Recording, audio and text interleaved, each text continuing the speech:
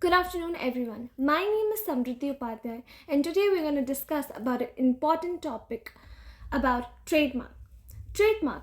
Trademark is defined under the Trademarks Act 1999 under the Section 2, Clause 1, Subclause ZB as a mark capable of being represented graphically and distinguishing the goods services of one person of those of another.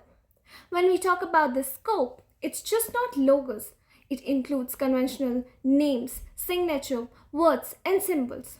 When we talk about the non-conventional, it talks about the shape of goods, packaging, even the sound marks like example Nokia tune or the Yahoo yodel. Now, when we talk about a core purpose of a trademark, it is to serve as a source identifier. It guarantees the origin and the quality of a product of a consumer. When we talk about the background and evolution, like Indian legislative journey pre-1940, where the governed by the common law that was principles of equity and passing off. Then we come to the 1940 Act, where the first codified laws mirrored the British legislation.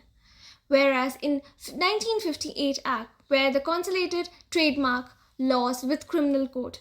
And in 1999 Act, that is the current act, enacted to comply with TRIPS, that is the trade-related aspect of intellectual property rights under the WTO. It introduced the registration for services and recognized well known as trademarks. Now, the Marriott Protocol in 2030, that was India's joined this allow for international registration through this single application. Now we'll talk about the key legal issues that focuses mainly upon the infringement and passing off. When we talk about the infringement, it means violation of registered mark that is mentioned under section 29. Whereas when we talk about the passing off, it is a common law remedy for unregistered marks. It protects the goodwill of business from someone else passing off the goods as yours. When we talk about grounds for refusal, there are two kinds of grounds, absolute and relative. When we talk about the absolute ground, it is the lack of distinction of descriptive, where it is mentioned in section 9. Example, you can't trademark sweet for sugar. When we talk about the relative ground, that is mentioned under section 11, which states if the mark is too similar or existing to one, causing likelihood of confusion. Now we would be talking about the defective similarity, which states the anti-dissection rule, where the court look at the mark as a whole. Now we would be dealing about the implications and impact. For business like asset evaluation, trademarks are intangible assets that can be licensed, franchised, or used for a collateral for loans.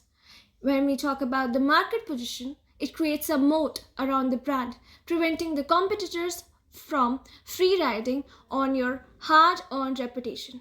For consumers, it reduces the search cost, allows the customer to quickly identify the preferred brands without reevaluating quality every time.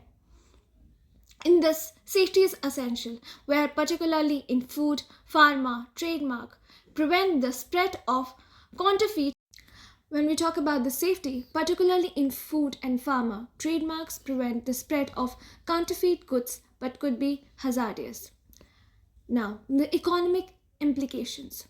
It encourages innovation and quality control. If a brand couldn't protect the name, there would be no incentive to maintain the high standards. Now let's come to the conclusion. So, basically the trademark is a bridge between a business reputation and a consumer's trust.